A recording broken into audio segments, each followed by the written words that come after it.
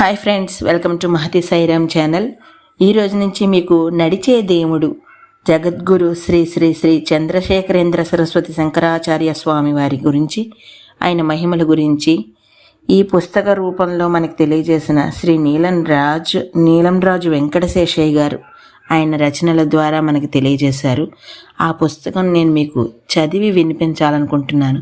ఎందుకంటే చాలామందికి ఆయన గురించి తెలుసు, కాకపోతే నాలాంటి వాళ్ళు ఇంకా కొంతమంది తెలియని వాళ్ళు ఉన్నారు.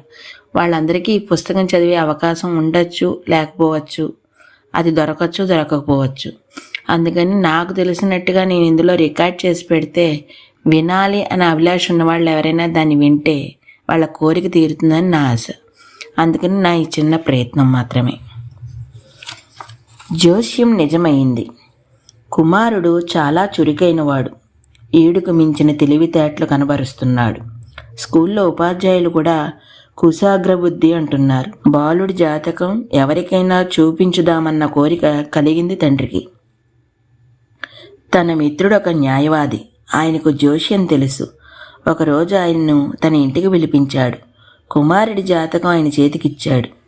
పిల్లవాడి జాతకం పరిశీలించాడో లేదో బాలుని తల్లివైపు చూసి, ఒక చెంబుతో నీళ్లు పట్టుకురామ్మా అన్నాడు ఆ న్యాయవాది మిత్రుడు. నీళ్ళెందుకు తెమ్మంటున్నాడా అని ఆలోచనలో ఉన్నాడు పిల్లవాని తండ్రి. తల్లి నీళ్లు తెచ్చింది. చెంబు అందుకొని ఆ చెంబుని నీళ్లు బాలుని పాదాలపై పోశాడు జాతకం చూసిన న్యాయవాది. అంతటితో ఊరుకోక ఆ బాలుని పాదాలకు సాగిల్లా పడ్డాడు. బాలుని తండ్రి నిర్ఘాంతపోయాడు. మిత్రుని ప్రవర్తన ఆయనకు అర్థం కాలేదు. తికమక పడుతూ, ఇదేమిటి, మీ చర్యలు మాకు బోధపడటం లేదన్నాడు. విను మిత్రమా, విను. ఒకానొకప్పుడు అశేష ప్రపంచం నాలాగే ఈ చిన్నవాని పాదాల మీద ప్రణవిల్లుతుంది. అప్పటికి నేను బ్రతికి ఉండను, కనుక ఇప్పుడు అతనికి సాగిల్లబడుతున్నానన్నాడు జాతకం చూసిన న్యాయవాది.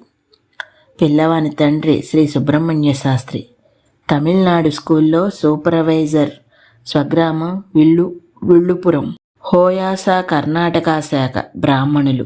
పూర్వీకులు ఎన్నడో కన్నడ దేశం నుంచి తమిళ దేశానికి వచ్చి అక్కడే స్థిరపడ్డారు. శ్రీ సుబ్రహ్మణ్య శాస్త్రి 3 కుమారులలో ఈ పిల్లవాడు 2వవాడు. తల్లిదండ్రులు పెట్టిన పేరు స్వామినాథ, తండ్రికి గారాల పట్టి. ఈ మహాపురుషుడే మన కథానాయకుడు. ఈ రోజుకి ఇక్కడి దాకా ఆపుతున్నాను. తరువాతది రేపు చెప్పబోతున్నాను. అంతవరకు అందరికీ ధన్యవాదాలు.